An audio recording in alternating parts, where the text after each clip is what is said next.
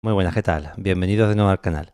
Bueno, en este vídeo voy a hablar un poco sobre los cables de alimentación de nuestro equipo. Estos cables de red que sirven para conectar nuestro equipo a la red eléctrica, en este caso, o en mi caso, domiciliaria. Antes de nada, quiero agradecer a un suscriptor del canal que se llama Manuel. Muchas gracias, Manuel, porque él fue el que me dejó este cable de red audiófilo que tengo en mi mano, que es un cable de red que pertenece al mundo audiófilo y es un cable de red caro, bastante caro. Debido al poco tiempo que tengo, pues he ido haciendo pequeñas grabaciones y cuando las he unido todas, pues me ha quedado un vídeo muy largo. Pensaba dividirlo en dos o tres, pero al final he decidido subirlo entero para aquellas personas que les interese. Y también quiero decir que en esta afición al audio, en este mundo del audio, lo primero que debemos de tener en cuenta es el respeto.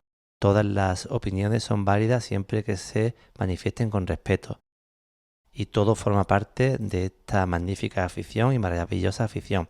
Yo tengo un punto de vista el cual comparto con vosotros en el canal. Cualquier otra cosa debería de quedar fuera de este mundo del audio. Evidentemente en el vídeo pues voy a hacer una comparación de este cable de red audiófilo caro con un cable de red estándar. Vais a ver medidas eléctricas, medidas acústicas, una descripción del cable de red y del contexto donde se utilizan este tipo de cables.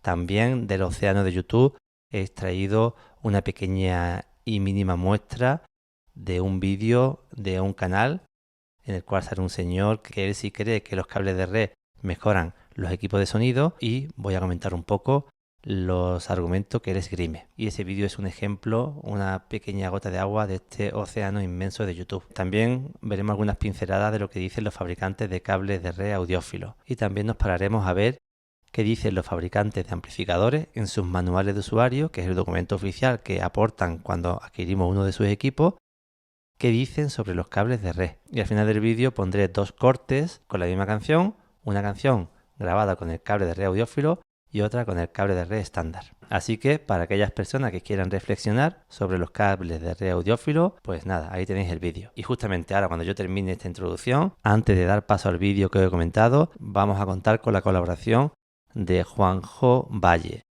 Juanjo es músico profesional. Trabaja como profesor de música en el conservatorio. Además, participa y actúa con diferentes bandas, diferentes grupos importantes a nivel nacional. Podría nombrar muchos bastante importantes.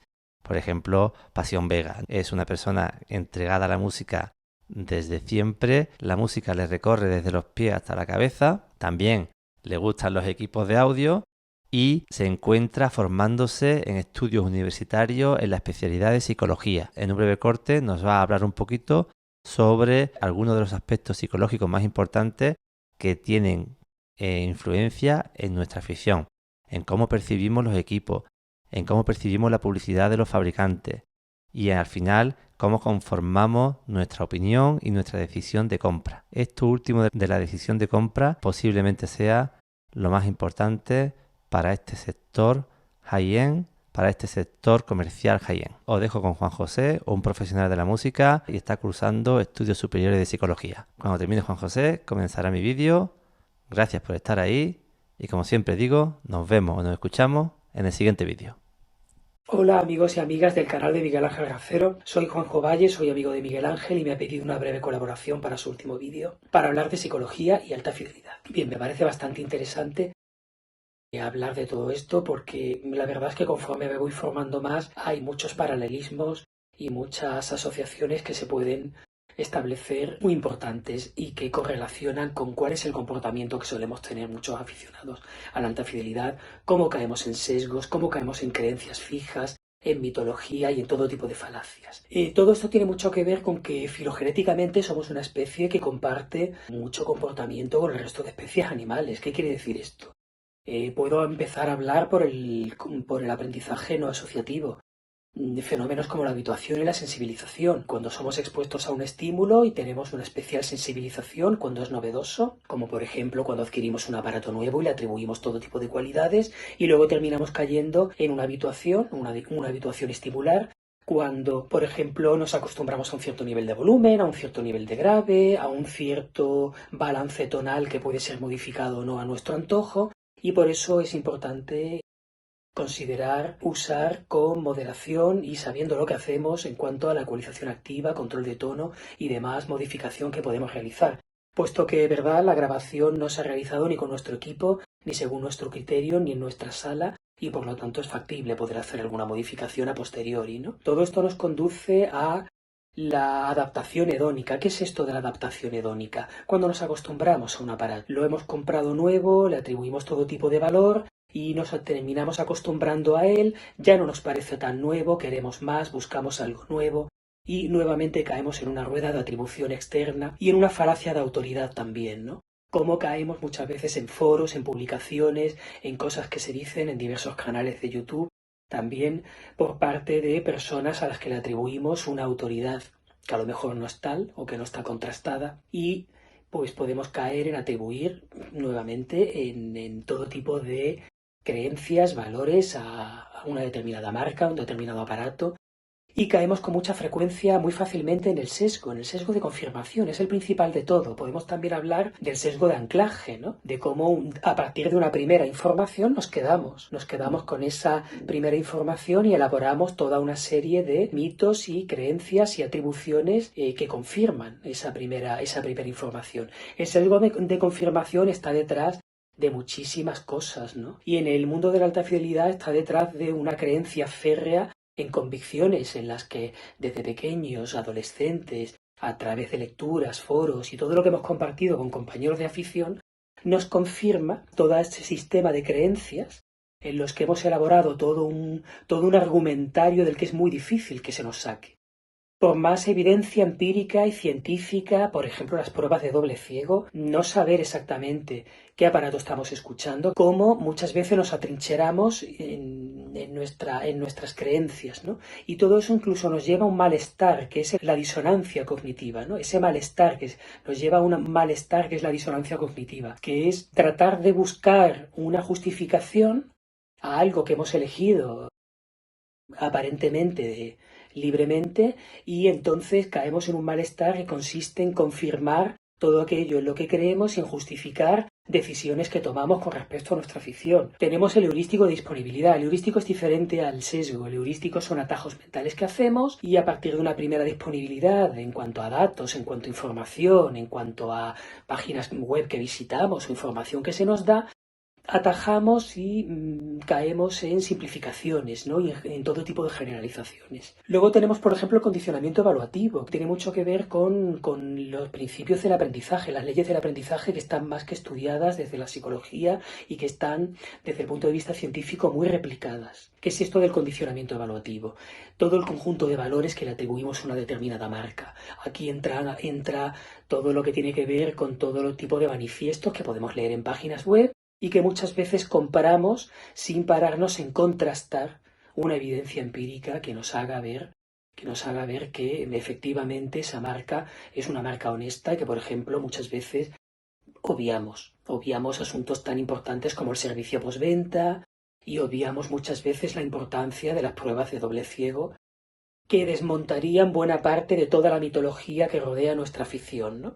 Desde aquí hago un llamamiento a deconstruir nuestras creencias, nuestro sistema de creencias, a reflexionar un poco, a otorgar un poco de demora en todo aquello que creemos y reflexionar profundamente a ver si no hemos caído muchas veces en algún tipo de sesgo, como el que os he hablado, ¿no? Pues muchas gracias por escucharme, espero volver a participar más adelante y un saludo a todos. Bueno, pues este de aquí es el cable que vamos a utilizar para hacer este vídeo. Es un cable audiófilo cientos y cientos de veces más caro que este cable de aquí. Tiene una longitud aproximada de 1,5 metros, viene con 3 conductores independientes. Es decir, los 3 conductores fase, neutro y tierra discurren por el interior de este cordaje que el fabricante dice que es un elemento de blindaje, tanto para interferencias electromagnéticas y de radiofrecuencia. Los audiófilos lo adquieren porque creen realmente que pueden mejorar los sistemas de audio frente al cable estándar normal que solemos utilizar. Por este detalle que tiene la clavija audiófila, puedo observar que el conductor que va por dentro de unos 2,5 milímetros aproximadamente. Bueno, los cables que van alojados dentro de esta cubierta de plástico son de 1 milímetro cuadrado de sección. Por ejemplo, si vamos a alimentar con estos cables de red equipos que no sean amplificadores de potencia, bueno, pues va a servir este y va a servir este sin ningún tipo de problema. Inclusive para conectar los amplificadores de potencia de 100, 200 vatios no habría ningún problema. Esa diferencia de sección entre los dos cables pues se solventaría, por ejemplo, con una manguera, por ejemplo, de electricidad, con hilos de sección de 2,5 milímetros. Colocándole unas clavijas que soporten la misma intensidad que soportan esas dos de allí, pues tendríamos un cable similar en concepto de demanda energética del receptor al que se le conecte. La verdad es que los fabricantes de este tipo de cables, cuando visitas sus páginas web, pues hablan de las propiedades sonoras significativas que aporta su uso, como que se genera más espacialidad, se coloca cada instrumento en su sitio. Otro aspecto importante que también hacen hincapié es con respecto al aislamiento. Dicen ellos que estos cables minimizan el piso de ruido, haciendo que nuestros equipos tengan mayor microdinámica. En las páginas web de estos cables nos encontramos con estas tecnologías con un nombre en concreto. Por ejemplo, tecnologías de cero impedancia, tecnología de orientación de los microgranos de cobre del interior, orientando esos microgranos en un sentido, convirtiendo al cable en un conductor unidireccional que se debe utilizar solamente en un sentido. Hay ciertas marcas de cables de audiófilo que te marcan en los conectores una flecha de sentido de la corriente. En ese sentido se deben de conectar porque debido a esa orientación molecular que hacen con los granos de cobre, pues se reduzca el ruido y una gran cantidad de virtudes acústicas que le otorgan a los cables. Es curioso porque hablan siempre de unas tecnologías muy sofisticadas, pero nunca aportan nada científico al respecto.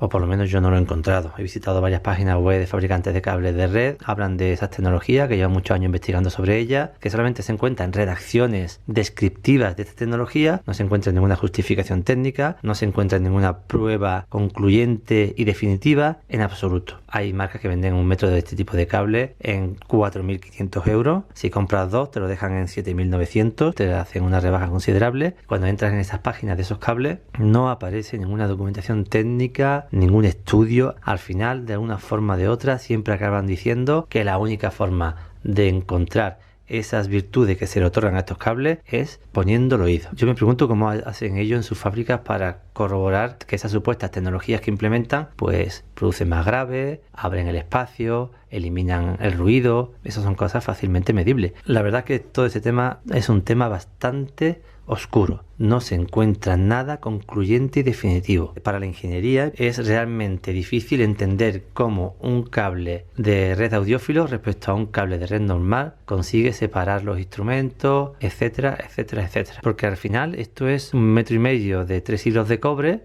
de una sección determinada. Un cobre normal ya tiene una pureza del 99,98, una conductividad equiparable a un cobre de pureza del 100%, algo que realmente es imposible obtener un cobre al 100% puro. Hay que pensar que si los fabricantes manifiestan que colocar este tipo de cable mejora de forma significativa los equipos de audio, pues cabe que me pregunte si ocurre esa mejora tan significativa, sería fácilmente medible. Ya digo, un mundo bastante oscuro, este mundo de los cables de red audiófilo. Bueno, ahora a continuación voy a pasar a realizar una medida eléctrica. El procedimiento de medida lo haremos dos veces, uno para el cable de red audiófilo y otro para el cable de red estándar normal. Después de la medida eléctrica haremos una medida acústica y seguiremos hablando de este tipo de cables. En la clavija de red macho, esta protuberancia que se ve aquí, esto es un imán. Esto es otra estrategia de los fabricantes de colocar imanes o alguna cosa que diferencie este tipo de cable con respecto a un cable normal. Según algunos fabricantes de cables, colocar en esta zona de las clavijas un imán pues ayuda a minimizar la interferencia electromagnética.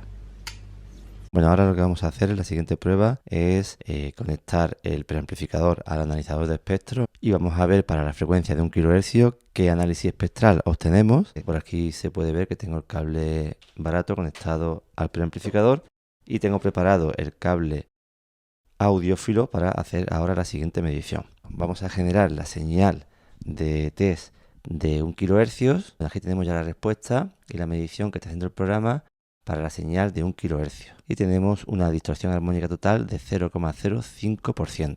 Bueno, voy a parar el análisis, voy a preparar una gráfica superpuesta y vamos entonces a desconectar el cable económico de red. Procedo a ello Este era el cable que tenía conectado el preamplificador y conecto el cable audiófilo. El cable audiófilo es más complejo para conectarlo.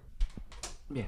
Bueno, pues ahora cuando ejecute nuevamente el analizador me va a superponer sobre esta gráfica la nueva gráfica de análisis espectral. Ahí tenemos, para que se vea mejor, voy a poner la línea un poco más gruesa y pues podemos observar que todos los armónicos coinciden en su sitio. Voy a acercar la cámara para que veáis una gráfica sobre la otra.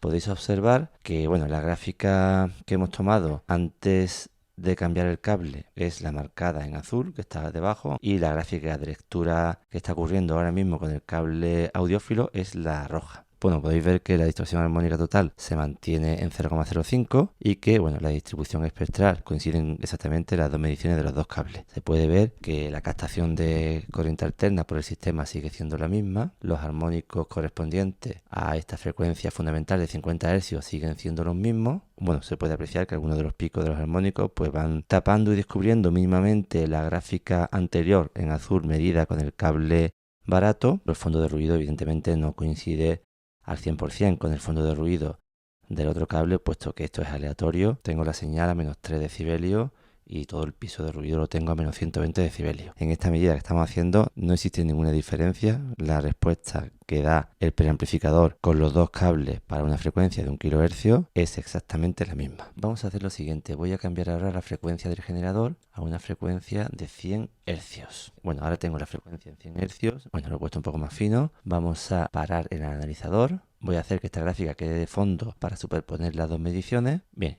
procedo a cambiar el cable.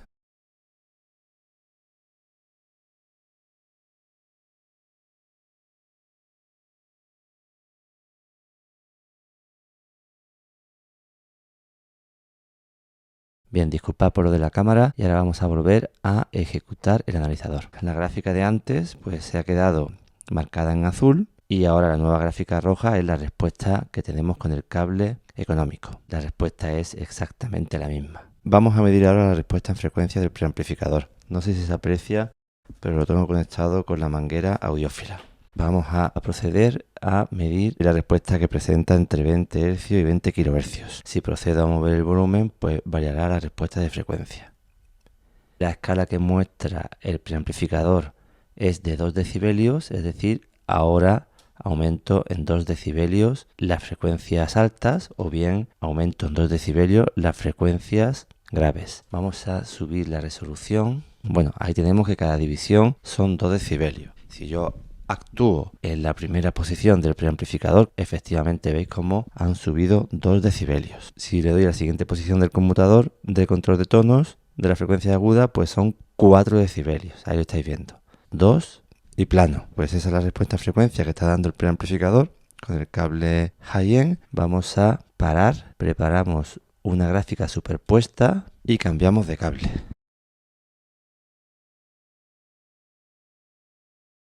Y volvemos a hacer la medición. La misma respuesta en frecuencia. Vamos a acercar la cámara para que lo veáis. La que está marcada en rojo es la respuesta en frecuencia que estamos obteniendo ahora mismo, pero si bajo el volumen, ahí quedaría en azul la respuesta en frecuencia que obteníamos con el cable audiófilo. Veis que la respuesta en frecuencia es la misma. También puedo observar que los pasos del control de volumen pues son de 2 decibelios. Efectivamente baja 2 decibelios. Si subo un paso, sube 2 decibelios y si subo otro paso, sube otros 2 decibelios. Bueno, he hecho una ampliación de la gráfica y ahora tengo desde 20 Hz hasta 100 Hz. Y podéis observar que efectivamente la respuesta en frecuencia es la misma. Bueno, ahora estoy introduciendo una señal multitono, una señal también que produce distorsión por intermodulación y esta es la respuesta que estoy obteniendo del preamplificador. En este caso, el cable que tengo conectado es el cable económico, puesto que el cable audiófilo lo tengo por aquí suelto. Hago una parada del sistema, preparo una gráfica superpuesta y voy a desconectar el cable de red pues barato y conecto el cable de red audiófilo. pues volvemos a medir, pues ahí se han superpuesto las dos gráficas. Vuelvo a acercar la cámara, todos los picos de la señal multitono coinciden. Si bajo, por ejemplo, el nivel del preamplificador en el potenciómetro de volumen,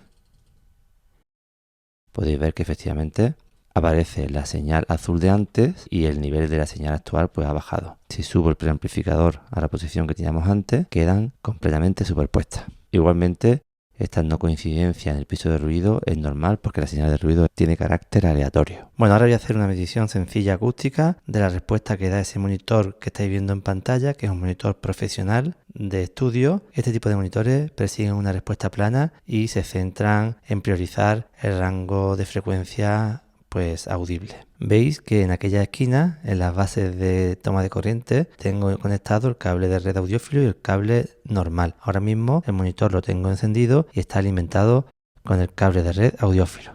Preparado en el suelo tengo el cable de red normal. Voy a hacer la primera medida acústica con el cable de red audiófilo y después, pues nada, quitaré el cable de red audiófilo, pondré el cable de red normal y volveremos a hacer la medida. Para hacer la medida, pues cuento con un micrófono de medición que está conectado al programa de medición que tengo en el ordenador. Así que venga, vamos a hacer la medida. Bueno, pues voy a proceder a realizar la medida.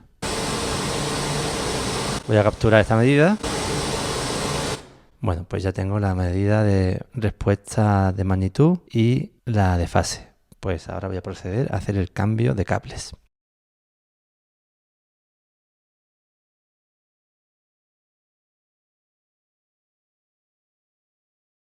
Nuevamente ejecuto la medida.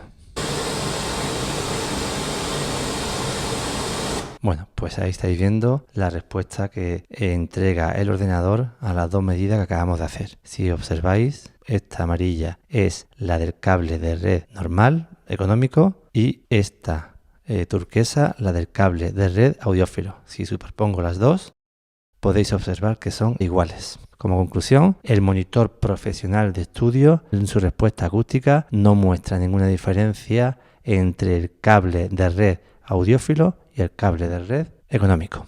Bueno, ahora lo que vamos a hacer es hablar un poco sobre aspectos eléctricos que entiendo que son los aspectos fundamentales de este tipo de cable. Es decir, la función principal y primordial que tiene este tipo de cable es transferir la energía eléctrica desde nuestras bases que tenemos en nuestra sala hasta el equipo de audio. En España contamos con un suministro de baja tensión en viviendas de 230 voltios 50 hercios de carácter alterno senoidal, una diferencia potencial bastante alta y bastante peligrosa. Al final, cuando conectamos el cable a nuestra base de corriente alterna entre estos dos extremos, pues tendremos la diferencia de potencial. Una vez que esa diferencia de potencial la apliquemos a un equipo de audio y el equipo de audio esté funcionando, pues aparecerá una intensidad cuyo valor irá variando en función de la potencia que esté desarrollando el equipo al que tengamos conectado el cable. Si estimamos, por ejemplo, una potencia de 1000 vatios para una tensión de 230 voltios, pues aproximadamente entre 4 y 5 amperios circularán por el cable. En función de esa intensidad, de la intensidad máxima que se espera del equipo, pues se calcula la sección del hilo conductor de cobre que va por el interior de estos cables. Bueno, todos esos cálculos están cuantificados y tabulados en reglamentos eléctricos, ¿no? En este caso en España contamos con el reglamento electrotécnico de baja tensión que regula, bueno, pues todas las instalaciones eléctricas en el ámbito de la baja tensión. Dicho este preámbulo, tenemos que entender y ser conscientes de que todos los materiales eléctricos que se venden al público pues deben de contar con una serie de certificaciones específicas, y el mundo de la certificación, de la homologación, es un mundo grandísimo dentro del mundo de la ingeniería. Es algo realmente también complejo. Actualmente todo el sector de la ingeniería está bajo el paraguas de toda la normativa reglamentaria en materias de homologaciones, de certificaciones, de controles de seguridad. Eso es algo fundamental y clave para que se puedan fabricar productos hacia el público y que se hagan en las condiciones óptimas de seguridad. Por consiguiente, este tipo de materiales también deben de contar con ese tipo de certificaciones. Hay ciertas normativas que obligan a los fabricantes a implementar o grabar en el producto pues las certificaciones más importantes en torno a la seguridad eléctrica, mecánica, en cuestión de aislamiento, etcétera, de este tipo de productos. Aquí quería preguntarse si los cables de red audiófilos cuentan con este tipo de marcados que de alguna forma reflejan los diferentes controles de calidad y certificaciones a los que han sido sometidos. Vamos a observar los diferentes sellos de homologación y certificaciones que tiene este cable y después vamos a observar los sellos y homologaciones que tiene el cable audiófilo. La clavija macho y la clavija hembra tipo IEC con C13, y tanto la clavija hembra como la clavija macho pues tienen una serie de sellos, certificaciones y homologaciones que muestran que este cable y estas clavijas pues ha pasado por diferentes homologaciones y certificaciones, lo que nos garantiza de que este elemento que sirve para suministrar energía eléctrica desde la red eléctrica donde está nuestro equipo ha pasado una serie de controles de seguridad, de controles de calidad, de homologaciones, de certificaciones, garantizando de que su uso es un uso seguro y cumple con todas las normativas específicas. La intensidad máxima que aguanta esta clavija IEC es de 10 amperios a 250 voltios y esta clavija macho 16 amperios a 250 voltios. También tendríamos que ver la intensidad máxima que soporta el hilo conductor que está en su interior y bueno, pues quedaría el cable de alimentación, quedaría limitado al elemento que admite menor intensidad. Vamos a observar ahora las clavijas macho y hembra del cable audiófilo. Bueno, si comparamos la clavija macho del cable audiófilo, ahí se puede apreciar que el cable de red normal cuenta con más sellos de homologación que esta clavija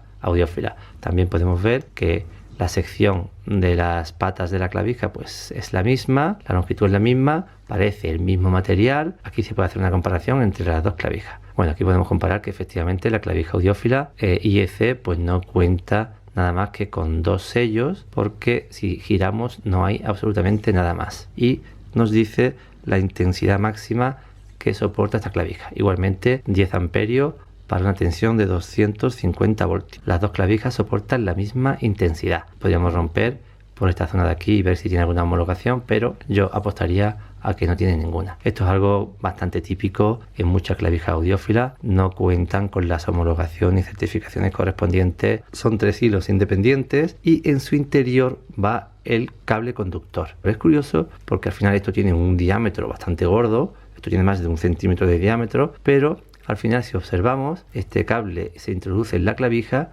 y si observamos ahí, no sé si lo veis, ahí se puede ver el cable verde, por ejemplo, y esto parece un cable verde normal de 2,5 milímetros. Es decir, parece que por el interior de este mazo tan gordo va un cable de 2,5 milímetros de sección. Ahí se puede observar. Se ve un cable gris y un cable verde, pero parecen cables de secciones estándar de 2,5 milímetros. Sin embargo, va alojado en el interior de este cordaje, que bueno, que el fabricante comenta de que es un blindaje especial. Con respecto a esto, vamos a hacer ahora la siguiente prueba. Bueno, he conectado el cable audiófilo a una toma de red. Por aquí tengo una regla graduada. Voy a colocarla en esta zona de aquí y aquí tengo un multímetro con un comprobador de campo eléctrico sin contacto. Bueno, quiero que veáis que efectivamente detecta los campos eléctricos. Bueno, lo voy a colocar aquí sobre la mesa y poco a poco voy a ir acercándolo al cable audiófilo hasta ver a qué distancia detecta el campo eléctrico en el cable. Ahí. Vamos a poner una marca. Voy ahora a desconectar el cable audiófilo. Bien, más o menos tiene la misma configuración que teníamos antes. Vamos acercando poco a poco el comprobador.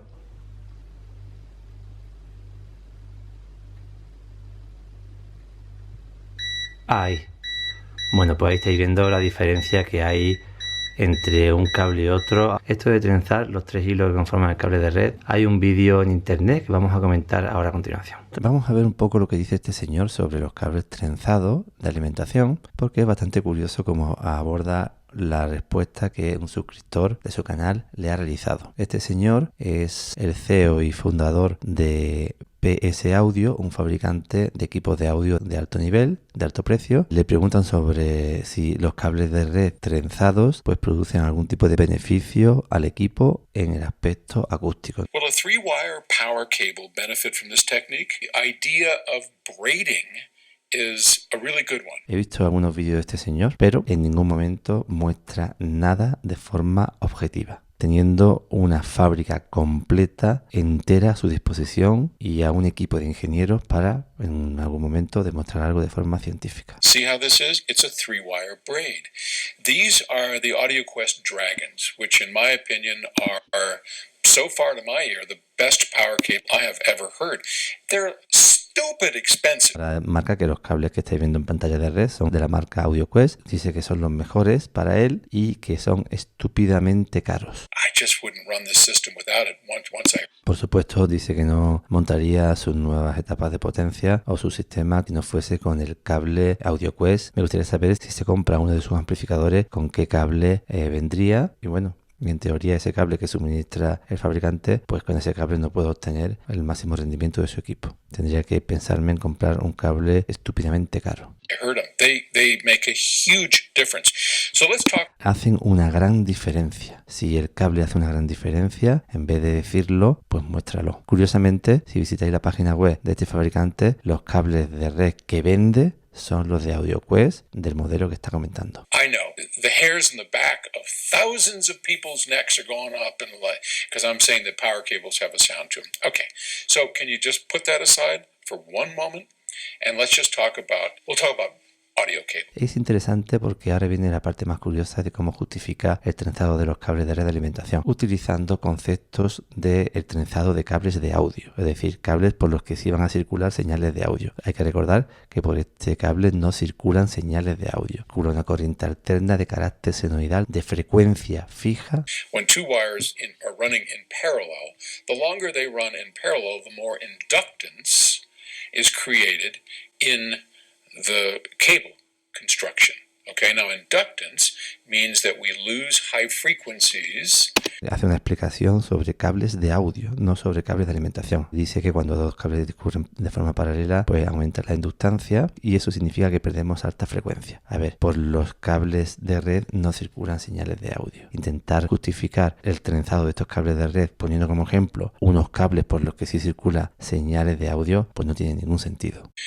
They start rolling off, acting like a... En el caso de los cables de audio, para que las altas frecuencias empiecen a atenuarse en el rango audible, haría falta una inductancia bastante grande que se podría llegar a tener en el caso de que los cables fueran muy largos. Nada que ver con las instalaciones que tenemos todos en nuestras casas. resistance that is specific to frequency. So as the frequency goes up, so too does the resistance. Esto es algo muy típico, utilizar algo que es cierto en una parte de la ciencia, de la electrónica, del audio, de la acústica. Ese concepto sencillo que es cierto, que es básico, que forma parte de los fundamentos básicos, utilizarlo para todo, para justificar lo injustificable y para justificar los productos de muy alto precio que en las condiciones de uso no van a mejorar en ningún aspecto la escucha y el disfrute de la música en cualquier equipo en lo que se instale. Es muy típico esta forma de actuar y de esparcir desconocimiento en ciertos aspectos y muchas veces de forma interesada para conseguir vender productos, que es en última instancia el único objetivo de toda esta industria del high-end. Speaker crossover. So we use inductors, and those are big coils of wire, and we do that. Sigue explicando conceptos de sistemas por los que circulan las señales de audio, diametralmente opuestos a la señal que circula por estos cables de red. We would prefer not to have inductance. La inductancia de estos cables es ridículamente baja y por estos cables no circulan señales de audio, que es ahí donde intentan meter esto con calzador, ¿no? Forzando el concepto con calzador. Runs of wire and every XLR cable you've ever seen, every RCA cable. También pone como ejemplo los cables XLR. Nada que ver con los cables de red de alimentación de un equipo de audio. Entirely eliminate the inductance of the cable, and it really does make a good difference. A ver, es una cosa súper importante que parece que siempre estamos dejando atrás y es una clave fundamental. Si realmente hace una buena diferencia, como estáis leyendo ahí que este señor está diciendo, entonces se puede medir. ¿Por qué no sale este señor mostrando esas mediciones? How it works and why it works, and yes, it works on power cables. En los vídeos que yo he visto, en ninguno, y he visto unos cuantos, hace ninguna prueba de lo que dice. Y es curioso porque lo hace en una fábrica donde podría demostrarlo de forma fácil. En su página web podemos comprobar que vende los cables de red trenzado del que él habla en su vídeo. Esto es simplemente un mínimo ejemplo, una gota de agua en este océano inmenso de intereses comerciales. Un aspecto que yo considero bastante importante que me gustaría destacar para aquellas personas que compran estos cables de red, pues fiándose de lo que los fabricantes de cables dicen, que bueno, yo entiendo que realmente esto es un negocio pues con bastante beneficio, porque realmente los procesos industriales para fabricar un cable pues son más simples que los procesos industriales para fabricar un aparato más complejo, como por ejemplo puede ser un amplificador de audio o cualquier circuito electrónico. Es decir, son sistemas que ofrecen grandes beneficios si se consiguen vender a los precios a los que se venden. Pero hay un aspecto importante para todas aquellas personas que compran estos cables en función de esas características mágicas y maravillosas que comentan los fabricantes y que se repite hasta la saciedad en vídeos de YouTube, en foros, ¿no? No sé si estas personas han pensado, supongo que sí, estas personas habrán leído en muchos sitios que al final el cable de red, si bien por un extremo lo conectamos a nuestro equipo, nuestro querido equipo, por el otro extremo acabamos conectándolo a una clavija de red a la cual llegan cables eléctricos normales que discurren por decenas de metros por el interior de nuestra vivienda. Estos son cables de cobre totalmente normales que, por cierto, tengo que decir, estos de aquí son cables de cobre con una pureza del 99,98. El tema de los cables de cobre libre de oxígeno dentro del mundo audiófilo es otro tema interesante, puesto que la diferencia de la pureza de un cable de cobre libre de oxígeno dentro del mundo audiófilo con respecto a la pureza de un cable estándar de cobre es muy pequeña, y en aplicaciones de audio va a ser lo mismo utilizar un cable de cobre libre de oxígeno que un cable de cobre estándar. Pueden consultar en internet la pureza del cable de cobre estándar, bien realizado, evidentemente, un cable de cobre que no sea perteneciente a este grupo de productos chinos de muy baja calidad. Por ejemplo, cables de cobre realizados aquí en España para instalaciones eléctricas cuentan con purezas del 99,98%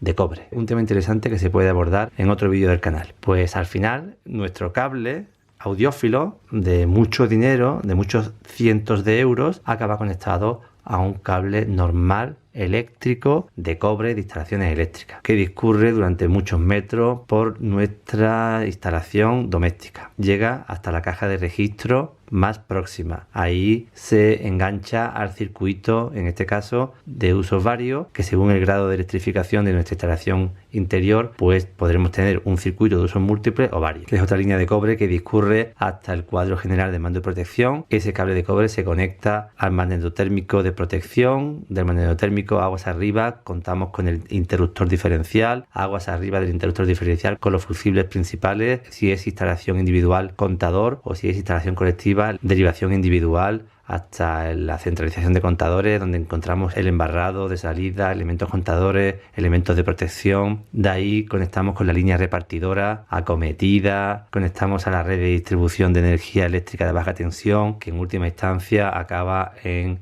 el centro de transformación más cercano de nuestra zona. Dentro del centro de transformación, esa línea de distribución de baja tensión igualmente acomete las protecciones, se intercalan los elementos de maniobra y por última instancia acaban en el secundario del transformador de nuestro centro de transformación, que transforma la energía de media tensión que se le aplica al primario, que viene a su vez de la subestación, que a su vez viene de la central eléctrica. Pues esta es la continuidad que tenemos de nuestros cables de red. Podríamos pensar de que este cable de alto precio audiófilo no lo utilizaríamos de esta forma. Esto seguramente ningún audiófilo lo haría. Sin embargo, esto es lo que tenemos cuando conectamos un cable de red de alto costo a nuestra instalación eléctrica.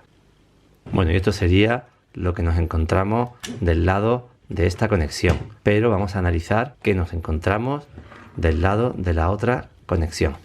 Cuando conectamos esta clavija a la toma de red que tiene nuestro equipo y hacemos esta conexión, normalmente el cable de tierra va al chasis del equipo, fase y neutro pues siguen discurriendo por el interior del equipo. Desde aquí salen cables de cobre normales, o bien estos terminales se sueldan en una PCB con pistas de cobre normales. Bueno, la corriente eléctrica pues casi en el 100% de los casos va a pasar por un fusible. Uno o dos de los cables de corriente eléctrica suele discurrir hasta el panel frontal del equipo, donde tenemos el interruptor de encendido. En los equipos más modernos, en vez de hacer un encendido directo desde el interruptor, se hace a través de los contactos de un relé.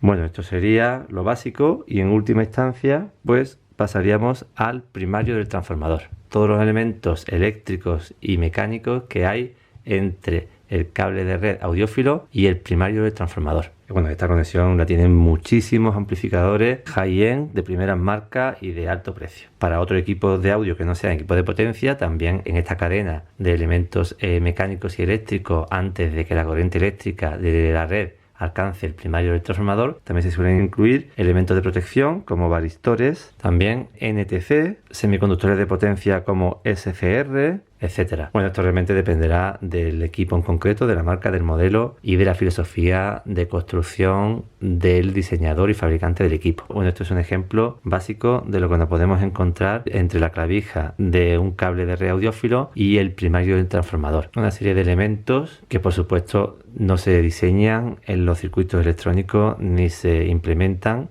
en este recorrido que hace la corriente alterna, pues no se diseñan con esa filosofía audiófila. Tenemos que tener en cuenta que esta corriente alterna no alimenta directamente al amplificador de audio. Se transforma a valores más bajos con una separación galvánica, se rectifica, se filtra con condensadores y bobinas, se convierte en tensión continua y, dependiendo del equipo, pues esa tensión continua se aplica ya directamente a los rieles de alimentación de la etapa de potencia o bien se aplica a circuitos estabilizadores regulados. Vamos a ver qué otros elementos tenemos desde el secundario del transformador a nuestros circuitos amplificadores. Una vez la corriente alterna aplicada al primario del transformador, en el secundario tenemos un valor de tensión alterno más reducido que automáticamente se rectifica con un puente de diodos. También se suelen colocar fusibles de protección a la salida de las tomas de corriente alterna. Aunque bueno, ya también depende del fabricante. Hay unos que lo colocan en la entrada de corriente alterna al puente de diodo, otros en la salida, otro fabricante en los dos. Esto que estoy haciendo es una simplificación. La tensión continua pulsante que tenemos a la salida del puente rectificador se filtra con dos condensadores.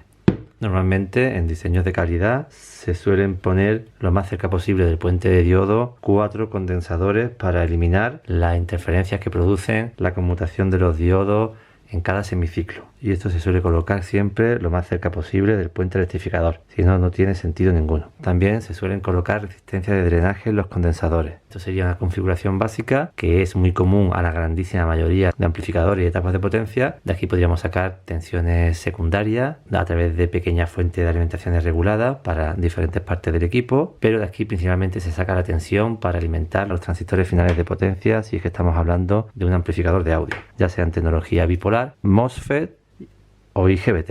Esto es un ejemplo genérico, sencillo, común a muchísimos amplificadores, aunque ya depende de cada marca, cada modelo y cada equipo, pues se suele hacer modificaciones al respecto, como obtener tensiones estabilizadas para la parte de entrada del circuito amplificador, que es la parte diferencial. Esto representa la parte de potencia. Esos transistores finales, cuando están entregando potencia a la carga, demandan una corriente energética importante de la fuente de alimentación. Si la fuente de alimentación no está estabilizada en esta parte de potencia, que suele ser lo más normal, hay algunos modelos de amplificadores, incluso vintage, muy bien diseñados, que estas tensiones de alimentación están estabilizadas. Algo que es raro de ver, y sí lo he visto en algunos modelos de amplificadores vintage, que consiguen que, aunque los transistores finales de potencia demanden mucha energía, la tensión en bornes de los condensadores, tensión continua, se mantiene constante. En este tipo de fuente, que es la más común en todos los amplificadores a altas potencias, se producen unas pequeñas caídas de tensión, las tensiones de los raíles, que se conoce como rizado, pero los valores de rizado en el diseño de amplificadores se tienen en cuenta porque los ingenieros que diseñan en sus especificaciones tienen marcado las potencias máximas que pueden entregar a la carga. A partir del nivel de rizado máximo se puede calcular la capacidad en microfaradios de los condensadores. Por eso siempre he dicho que un buen equipo, un equipo serio, de una marca seria, cambiar estos condensadores por uno de más capacidad no va a provocar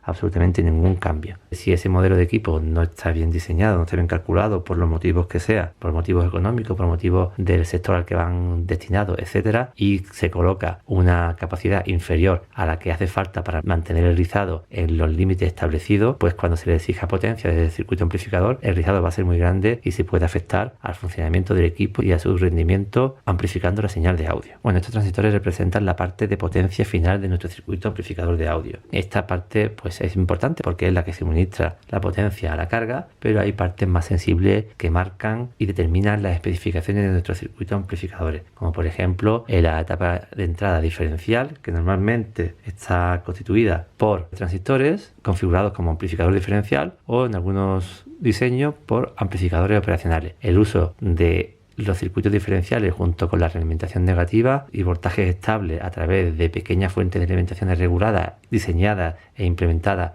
en la misma parte del circuito electrónico de amplificador de audio que garantizan voltajes estables independiente de las caídas principales de tensión que puedan tener los raíles principales de alimentación. Pues el uso de la realimentación negativa junto con amplificadores diferenciales aumentan el nivel de rechazo de los circuitos de audio a variaciones, interferencias, ruido que se puedan producir en las fuentes de alimentación. Eso se cuantifica a través de un parámetro que se llama PSRR, que es la relación de rechazo a la fuente de alimentación, haciendo que las especificaciones principales del amplificador no cambien aun habiendo interferencias, ruidos en la fuente de alimentación. Bueno, todo esto era para que vierais un poco todos los elementos que hay antes de llegar al circuito amplificador. Muchísimos de vosotros tendréis sistemas alimentados con cables de red normales y pues casi el 100% de vosotros no escucháis ningún tipo de ruido extraño, ni escucháis las emisoras de radio, como he leído en algunos sitios. Los ruidos y ese tipo de interferencias ocurren de formas muy puntuales y habría que estudiar cada caso. Muchas de las veces, ruidos extraños y zumbidos extraños pueden ser debido a un mal funcionamiento del equipo o muchísimas veces a bucles de masa y corrientes de retorno. Bueno, esto simplemente ha sido un ejemplo de algunos de los componentes eléctricos y mecánicos que nos podemos encontrar entre la entrada del cable de red de nuestro equipo y, por ejemplo, el primario del transformador de alimentación. También hay que decir que hoy en día muchos equipos de audio cuentan con fuentes de alimentaciones conmutadas. En este caso, aún tenemos más componentes eléctricos entre la entrada del cable de red y el primario del transformador. Tenemos que tener en cuenta que estos sistemas de fuentes de alimentación, principalmente lo que van a tener en cuenta del cable de red que conecta estos sistemas de alimentación a la red eléctrica, es la intensidad máxima que pueden soportar. Una vez que los cables de alimentación cubran las necesidades energéticas del sistema que tienen que alimentar, ya a ese sistema y a sus fuentes de alimentación les va a dar igual que los conectemos a la red con un cable genérico que con un cable audiófilo. Otro aspecto será las normativas que deben de cumplir estos cables. Muchos cables audiófilos tengo la duda de que cumplan las normativas correspondientes de seguridad en cada país. Veamos qué nos dicen los fabricantes de equipos de audio con respecto a la utilización de los cables de red. Para ello me he descargado unos cuantos de manuales de usuario de varias marcas todas caras y muy caras y carísimas. Bueno, en pantalla estáis viendo el manual de usuario de una etapa de potencia del fabricante Moon. En ninguna parte del manual hace referencia al uso específico de cables de red de carácter audiófilo. Solo hace referencia a que se use exclusivamente los accesorios suministrados por el fabricante, es decir, que utilicemos el cable de red suministrado cuando compramos uno de estos amplificadores. En ninguna parte hace referencia a si utilizamos cables de red audiófilo podríamos conseguir algún tipo de mejora, algún tipo de ecualización, porque he visto en foros importantes que inclusive consiguen ecualizar el equipo según el cable de red utilizado. Es más, también he visto en algún que otro foro de renombre que esa ecualización lo hacen ciertos audiófilos según la clavija del cable de red. Nada de eso en absoluto se menciona en este manual de usuario. Veamos qué dice PASLab respecto al cable de red. En la única parte que se habla es aquí y nos viene a decir que el cable de red suministrado por ello cumple con todos los requisitos eléctricos y de seguridad que se les pueden exigir a un cable de red. También esta marca en este manual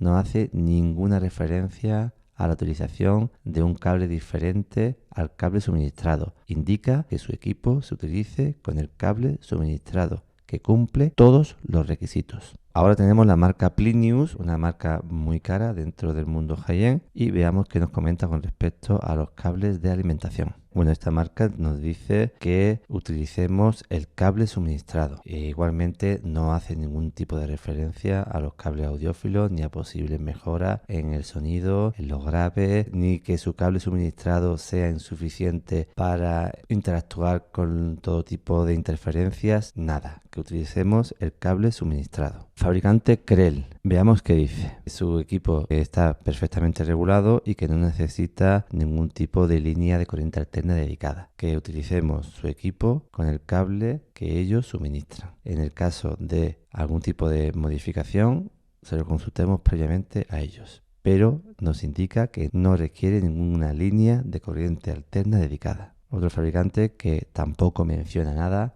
con respecto a los cables audiófilos y sus supuestas mejoras. Bueno, marca Rotel. Veamos qué dice al respecto de los cables de alimentación. Bueno, ahí he marcado: conecte el aparato a una toma de corriente eléctrica únicamente a través del cable de alimentación suministrado de serie o un equivalente exacto del mismo. En este caso, Rotel, que sí ofrece un manual de usuario bastante más amplio, con más datos, con más detalle, pues sí nos indica específicamente que conectemos nuestro equipo a la red eléctrica únicamente con el cable de alimentación suministrado o, en su defecto, un equivalente exacto del mismo. Veamos ahora Luxman en su etapa de potencia modelo M10X, que nos indica. En este caso, Luxman nos indica que conectemos el equipo con el cable de red suministrado. Es curioso pensar también que ningún fabricante hace referencia a que los cables de red que suministran necesitan rodaje. Esto del rodaje de los cables también es un tema que se presta mucho al aceite de serpiente y al humo.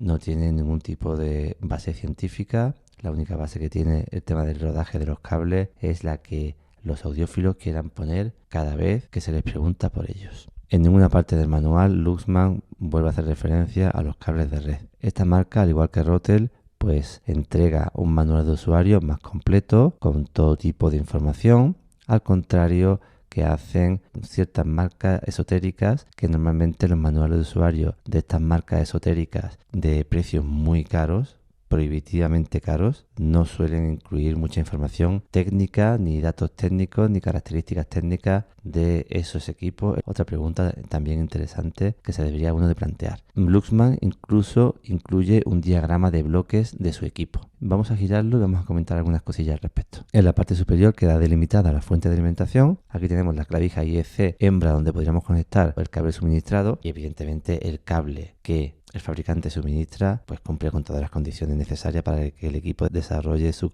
especificaciones al 100%. Quiero que veáis que la corriente eléctrica, una vez ingresa en nuestro equipo, pues discurre por una suerte de derivaciones de elementos de protección, estos son fusibles, de elementos de maniobra, como son contactos de relé. Veis la cantidad de contactos de relé que implementa este amplificador. Y ojo, hay que tener en cuenta de que lo que estamos viendo es un diagrama de bloques. El suministro de energía eléctrica no termina en la clavija. El suministro de energía eléctrica continúa por todos estos elementos hasta alcanzar el primario del transformador. Esa tensión eléctrica alterna queda separada, aislada al 100% de forma galvánica con las tensiones del secundario, que si bien son alternas, pasan rápidamente a ser rectificadas y filtradas para convertirse en tensiones continuas. La electrónica de nuestros equipos, CD, streamer, DAC, preamplificadores, etapas de potencia, amplificadores, al final funcionan con corriente o con tensión continua. Bueno, hay que decir también que estas etapas finales de potencia están pensadas para entregar altas potencias a mínimas distorsiones, con lo cual son etapas de potencia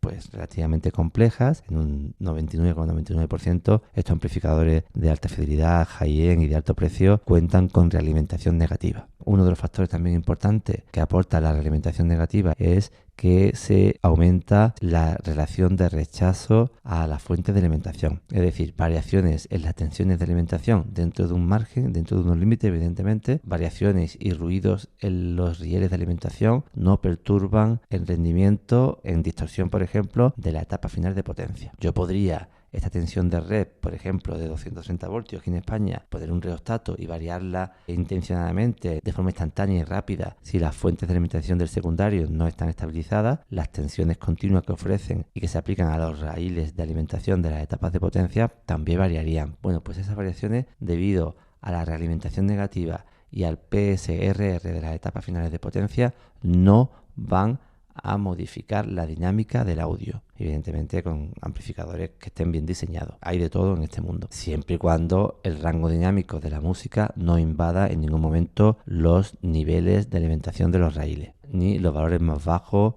cuando demandamos potencia y se producen rizados en esos raíles de alimentación. La gran mayoría de amplificadores de estado sólido con un buen diseño sean inmunes a pequeñas variaciones de la tensión de red. Mantengan sus especificaciones de ruido independientemente de las perturbaciones, de las distorsiones y de los ruidos que entren por el cable de red. Distorsiones, interferencias y ruidos que no va a eliminar un cable de red audiófilo. Pero bueno, la verdad es que podríamos seguir mirando durante muchas horas los manuales de usuario de los fabricantes de equipos de audio y en ninguna parte de los manuales, he visto muchos, hacen referencia al uso de los cables de red audiófilos. Hacen referencia a que el cable de red que incorporan no es el adecuado. Hacen referencia al rodaje de su cable de red. Hacen referencia a las posibles mejoras que se puedan tener con los cables de red audiófilos. He leído en foros que ecualizan sus equipos, ya no solo con el cable de red audiófilo, sino con las clavijas del cable de red. Este mundo de los cables de red audiófilo, y esto es una opinión personal mía, que supera con creces una desinformación absoluta